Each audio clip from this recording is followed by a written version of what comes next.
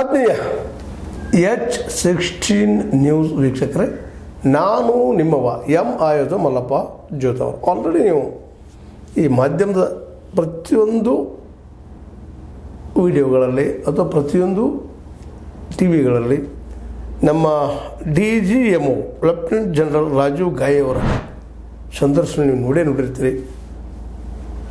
ನೋಡಿಲ್ಲ ಅಂದರೂ ಅಡ್ಡಿ ಇಲ್ಲ, ಈಗ ನೋಡಿ ಅಂತ ಹೇಳ್ತಾ ಸ್ಪಷ್ಟವಾಗಿ ಹೇಳ್ತಾ ಇದ್ದಾರೆ.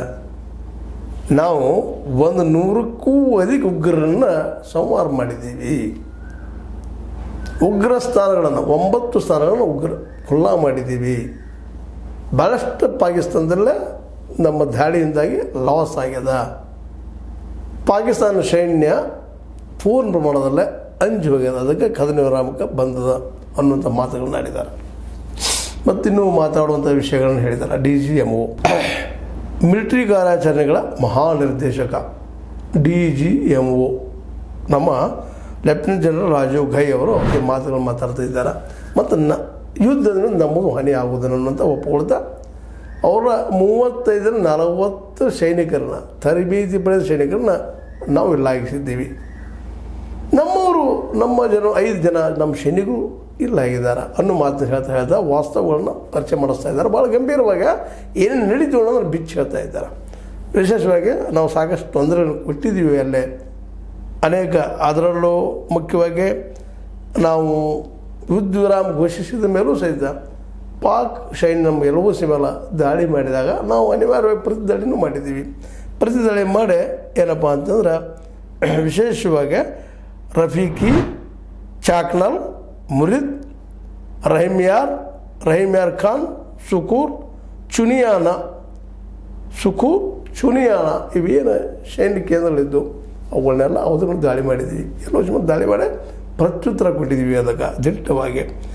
ಮತ್ತು ಅದೇ ಕಾಲಕ್ಕೆ ಅತ್ಯಂತ ಏನಪ್ಪ ಅಂತಂದ್ರೆ ಭಯೋತ್ಪಾದಕರಲ್ಲಿ ದುಷ್ಟರಾದಂತಹ ಈ ಆಪರೇಷನ್ ಸಿಂಧೂರ್ ಮೂಲಕ ಈ ಯೂಸುಫ್ ಅಜರ್ ಅನ್ನುವಂಥ ಭಯೋತ್ಪಾದಕನನ್ನು, ಅಬ್ದುಲ್ ಮಲಿಕ್ ರೌಫ್ ಅನ್ನುವಂಥವನನ್ನು, ಮುದಸ್ಸಿರ್ ಅಹಮದ್, ಇಂಥ ಅನೇಕರನ್ನು ನಾವು ಮನೆಗೆ ಕಳಿಸೀವಿ. ಇಡೀ POK ನಮ್ಮ ಅಂಡರದಲ್ಲಿ ಇತ್ತು ಅನ್ನೋಂಗೆ ಮಾತಾಡಿದ್ದಾರೆ. ಇದೆ ಅನ್ನೋದು ಮತ್ತು ಅದಕ್ಕೆ ಸಾಕಷ್ಟು ಸಾಕ್ಷಿಗಳನ್ನ ಅವರು ತಮ್ಮ ಈ ವಿಡಿಯೋಗಳ ಮೂಲಕ ಸಾಕ್ಷಿಗಳನ್ನ ಒದಗಿಸಿದ್ದಾರೆ. ಸುಮ್ಮನೆ ನಾವು ಇಡೀ ಪಾರ್ಸಿನ ಹಾಳು ಮಾಡಿದ್ದೀವಿ, ಹಾಕಿಗಳು ಕೊಟ್ಟಂಥದ್ದು ವಿಮಾನಗಳನ್ನ ಹಾಳು ಮಾಡಿದ್ದೀವಿ, 5-6 ವಿಮಾನಗಳು ಹೊಡೆದು ಉಳಿಸಿದ್ದೀವಿ ಅನ್ನುವಂಥ ಮಾತುಗಳನ್ನ ಮಾತಾಡೋಕ್ಕಿಂತಲೂ ವಾಸ್ತವ ನಾವೇನು ಮಾಡಿದ್ದೀವಿ, ಎಲ್ಲೆಲ್ಲ ದಾಳಿ ಮಾಡಿದರು, ಎಂತ ಮಾಡಿದರು, ಅದನ್ನೆಲ್ಲ ಪ್ರತಿಯೊಂದನ್ನು ಅವರು ತಮ್ಮ ವಿಡಿಯೋಗಳ ಮೂಲಕ ಹೇಳಿದ್ದಾರೆ. ಅದರಲ್ಲೂ ಮುಖ್ಯವಾಗಿ ನಮ್ಮ 5 ಜನ ಯೋಧರು ತಮ್ಮ ಜೀವ ಕಳ್ಕೊಂಡಿದ್ದಾರೆ ಅನ್ನುವಂಥ ಮಾತನ್ನು ಕದನ ವಿರಾಮ ಆದಮೇಲೆ ನಾವು ಇದಂತ ಅವ್ರದ್ದು ನಿಲ್ಲಿಸಿದ್ದೀವಿ ಅಂತೇಳಿ. ಯಾಕಂದ್ರೆ ಮೇ 7 ಸ್ಟಾರ್ಟ್ ಅಂತ ಈ ಒಂದು ಏನಪ್ಪ ಆಪರೇಷನ್ ಸಿಂಧೂರ ನಾವು ಯಶಸ್ವಿಯಾಗಿ ನಿರ್ವಹಿಸಿದ್ದೀವಿ. ಇನ್ನು ಮುಂದಾದರೂ ಸಪೋಸ್ ಏನಾದರೂ ಇಷ್ಟಕ್ಕೆ ಅವ್ರು ನಿಲ್ಲಿಸಿದ್ರೆ ಭಾಳ ಉತ್ತಮ. ಒಂದು ವೇಳೆ ಮತ್ತು ಅವ್ರ ಪ್ರತಿದಾಳಿ ಅದರಲ್ಲೂ ಭಯೋತ್ಪಾದಕ ದಾಳಿ ನಮ್ಮ ನೆಲದಲ್ಲಿ ಮಾಡಿಸಿದ್ರೆ ನಾವು ಇದನ್ನು ಬಿಡೋದಿಲ್ಲ, ಒಂದು ತಾರ್ಕಿಕ ಅಂತ್ಯಕ್ಕೆ ಒಯ್ದು ನಿಲ್ಲಿಸ್ತೀವಿ ಅನ್ನೋಂಥ ಮಾತನ್ನು ನಮ್ಮ ಗಾಯವರು, ಅದೇ ಕಾಲಕ್ಕೆ ಇನ್ನುಳಿದ ನಮ್ಮ ಜನರಲ್ಗಳು, ವಿಶೇಷವಾಗಿ air marshal AK Bharati, vice admiral AN Pramod, ಇವರು ಸಹಿತ ನೋಡುವ ತಾವೇನು ಮಾಡಿದ್ದೀವಿ ಅಂತ. ಏರ್ ಮಾರ್ಷಲ್ ಅಂತ ನಮ್ಮ ಎಲ್ಲ ಪೈಲಟ್ಗಳು ಅಂದರೆ ವಿಮಾನದ ಪೈಲಟ್ಗಳು ಮರಳಿ ಬಂದಿದ್ದಾರೆ. ಮತ್ತು ಯುದ್ಧದಿಂದ ನಮ್ಮದು ಒಂದಿಷ್ಟು ಏನೋ ಆಗಿರ್ಬೋದು, ಆದರೆ ಎಲ್ಲ ಪೈಲಟ್ಗಳು ಜೀವಂತಿದ್ದಾರೆ. ಮತ್ತು ಯುದ್ಧ ಹಾನಿ ಮತ್ತೇನೋ ಆಗೋದ ನಾವು ಅವ್ರು ನಮ್ಮನ್ನು ಆದರೆ ನಾವು ಮ್ಯಾಕ್ಸಿಮಮ್ ಅವರನ್ನು ಪೂರ್ತಿಯಾಗಿ ನೆಲಸಮ ಮಾಡುವಷ್ಟು ಮಟ್ಟಿಗೆ ಹೋಗಿದ್ದೀವಿ. ನಮ್ಮನ್ನೇನು ಸ್ವಲ್ಪ ಬಿಟ್ಟರೆ ನಾವು POKಯನ್ನು ತೊಗೊಂಡು ಬಿಡ್ತೀವಿ ಅನ್ನುವಂಥ ಮಾತನ್ನು ಸಹಿತ ಸೂಕ್ಷ್ಮವಾಗಿ ಮಾತಾಡಿದ್ದಾರೆ. ಇದೊಂದು ರೀತಿ ಅವ್ರಿಗೆ ಧಮಕಿನೂ ಹಾಕಿದಾರಂತ. ಅದಕ್ಕೆ ಅವ್ರು ಶಾಂತಿ ಕಾಯ್ಕೊಂಡಾದ್ರೆ ನಾವು ಶಾಂತಿದ್ದೀವಿ ಅನ್ನುವಂಥ ಮಾತನ್ನು ಮಾತಾಡಿದ್ದಾರೆ. ಒಟ್ಟಾರೆಯಾಗಿ ಈ ಒಂದು DGMO ಅವರ ಈ ಇಂಟರ್ವ್ಯೂದಲ್ಲಿ ಸಂಪೂರ್ಣವಾಗಿ ತಾವು ಕಳೆದ 7ನೇ ತಾರೀಕಿನಿಂದ 10ನೇ ತಾರೀಕಿನವರೆಗೆ 3 ದಿನಗಳೊಳಗೆ ಏನೇನು ಮಾಡಿದರು, ಏನಿಲ್ಲ, ಪಾಕ್ ಅಕ್ಬಾರ್ ಆಗಿರ್ಬೋದು, ಇನ್ನೊಂದು ಕಡೆ ಆಗಿರ್ಬೋದು, ಪಾಕಿಸ್ತಾನದ ಒಳಗೆ ಹೋಗಿ ಹೊಡೆದಾಗಿರ್ಬೋದು, ಇವನ್ನೆಲ್ಲ ನಾವು ಮಾಡಿದ್ವಿ. ಪಾಕ್ ಭಯಪಟ್ಟದ. ಮತ್ತು ಅದರಲ್ಲೂ ಮುಖ್ಯವಾಗಿ ನಾವು ಭಯೋತ್ಪಾದಕ ಜಾಗಗಳನ್ನ ಮಾತ್ರ ಟಾರ್ಗೆಟ್ ಮಾಡಿದ್ವಿ, ಸೈನ್ಯವನ್ನು ಹೊಡೆದಿಲ್ಲ. ಯಾಕೆ ಹೊಡೆದಿಲ್ಲ ಅಂತಂದ್ರೆ ನಮ್ಮ ಗುರಿ ಇರೋದು ಭಯೋತ್ಪಾದಕರನ್ನು ಕಂಟ್ರೋಲ್ ಮಾಡುವಂಥದ್ದು. ಆ ದಿಶೆಯಲ್ಲಿ ನಾವು ಯಶಸ್ವಿಯಾದ ಹೆಜ್ಜೆ ಇಟ್ಟಿದ್ದೀವಿ. ಇನ್ನು ಮುಂದಿನ ದಿನಗಳಲ್ಲಿ ಇದು ಮುಂದುವರೆದ್ರೆ, ಭಯೋತ್ಪಾದಕ ಕೃತ್ಯಗಳು ಮುಂದುವರೆದ್ರೆ ನಾವು ಅದಕ್ಕೆ ತಕ್ಕ ಉತ್ತರ ಕೊಡೋದಷ್ಟಲ್ಲ, ನಾಮಾವಶೇಷ ಮಾಡ್ತೀವಿ. ಅಂಥ ಪ್ರಸಂಗ ಬಂದ್ರೆ POK ಅನಿಸುತ್ತೆ ನಮ್ಮೊಳಗೆ ತುಂಬಿಡ್ತೀವಿ ಅನ್ನೋಂಥ ಮಾತನ್ನು ಸೂಕ್ಷ್ಮವಾಗಿ ಮಾತಾಡಿದಾರೆ, ಹೇಳಿದ್ದಾರೆ, ದಿಟ್ಟವಾಗಿ ಮಾತಾಡಿದ್ದಾರೆ. ಅವ್ರು ಪ್ರತಿಯೊಂದು ಮಾತುಗಳನ್ನು ಕೇಳಿದಾಗ ಸಹಜವಾಗಿ ಅನ್ನಿಸ್ತದೆ, ಹೌದಪ್ಪ ಅಂತೇಳಿ. ಅದರಲ್ಲೂ ನಮ್ಮ ಏರ್ ಮಾರ್ಷಲ್ AK ಭಾರತಿ ಅವರಂತೆ ಪಾಕದ ವಿಮಾನ ಅನಿಸುತ್ತೆ ನಾವು ಹೊರದು ಉಳಿಸಿದ್ದೀವಿ ಅನ್ನುವಂಥದ್ದು. ಮತ್ತು ಉಳಿದಂತೆ ಸಾಕಷ್ಟು ಆಗಿದೆ, ನಿಮ್ಗೆ ಗೊತ್ತದ, ಡ್ರೋನ್ ಆಗಿರ್ಬೋದು ಅಥವಾ ಅವರ ಅಣ್ವಸ್ತ್ರಗಳಾಗಿರ್ಬೋದು ಎಲ್ಲನೂ ಹೊಡೆದು ಉಳಿಸಿದ್ವಿ. ನಮ್ದು ಹೆಚ್ಚು ಹಾನಿ ಆಗಿಲ್ಲ. ಆದರೂ ಯುದ್ಧನ ಅನ್ನುವಂಥ ಮಾತನ್ನು ಹೇಳ್ತಾ ಇದ್ದಾರೆ. ಯುದ್ಧದಲ್ಲೇ ಅಲ್ಲಿ ಕರುಣೆ ಅನ್ನೋದು ಇರ್ತಾ ಇರೋದಿಲ್ಲ. ಮತ್ತು ಸಾವು ಎರಡು ಕಡೆ ಆಗುವಂಥವನ ಅವ್ರಿಗೂ ಆಗ್ಯಾವ, ನಮ್ಮೂ ಆಗ್ಯದವ. ಅದು ನಾವು ಅವ್ರನ್ನ ಭಾಳಷ್ಟು ನಾವು ಪೆಟ್ಟು ಅವ್ರಿಗೆ ಕೊಟ್ಟಿದ್ದೀವಿ ಅಂತೇಳಿ ಪ್ರತಿಯೊಂದು ಸಾಕ್ಷಿಯನ್ನು ಬೌಲ್ಪುರ ಆಗಿರ್ಬೋದು, ಮತ್ತೊಂದಾಗಿರ್ಬೋದು, ಶಿಯಾಲ್ಕೋಟ್ ಆಗಿರ್ಬೋದು, ಈ ಪಾಕ್ ಹಾಕೋಬೇಡ ಏರಿಯಾದಲ್ಲಿ ಅನೇಕ ಪಟ್ಟಣಗಳ ಮೇಲೆ ನಾವು ದಾಳಿ ಮಾಡಿದ್ದೀವಿ ಅನ್ನೋದನ್ನು ಸ್ಪಷ್ಟಪಡಿಸ್ತಾ ಹೋಗ್ತಾ ಇದ್ದಾರೆ.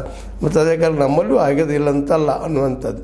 ಈ ಎಲ್ಲ ನೆಲೆಯಲ್ಲ ಅವರ ನಿನ್ನೆ ಸಾಯಂಕಾಲ ಕೊಟ್ಟಂಥ ಈ ಒಂದು ವಿಶ್ಲೇಷಣೆಯಿಂದ ಒಂದೇನು ಕ್ಲಿಯರ್ ಆಗ್ತಾಯಿದೆ ಅಂತಂದ್ರೆ, ಭಾರತದ ಸೈನ್ಯದಿದ್ದು ಪಾಕಿಸ್ತಾನದ ಸೈನ್ಯದಕ್ಕಿಂತಲೂ ಎಷ್ಟೋ ಪಟ್ಟು ಹೆಚ್ಚು ಪ್ರಬಲವಾಗಿ, ಅದಷ್ಟೇ ಅಲ್ಲ ನಿಷ್ಠೂರ ಮತ್ತು ನಿಶ್ಚಿತವಾಗಿ ಮತ್ತು ಅದರಲ್ಲೂ ನಿಶ್ಚಿತವಾಗಿ ದಾಳಿಯನ್ನು ಮಾಡುವಂಥದ್ದು, ದಾಳಿಯನ್ನು ಮಾಡಿ ವಶಪಡಿಸಿಕೊಳ್ಳುವಂಥ ಶಕ್ತಿಯನ್ನು ಪಡೆದಂತೇಳಿ ಇದರಲ್ಲಿ ಅನ್ನೋದ್ರಲ್ಲಿ ಎರಡು ಮಾತೇ ಇಲ್ಲ.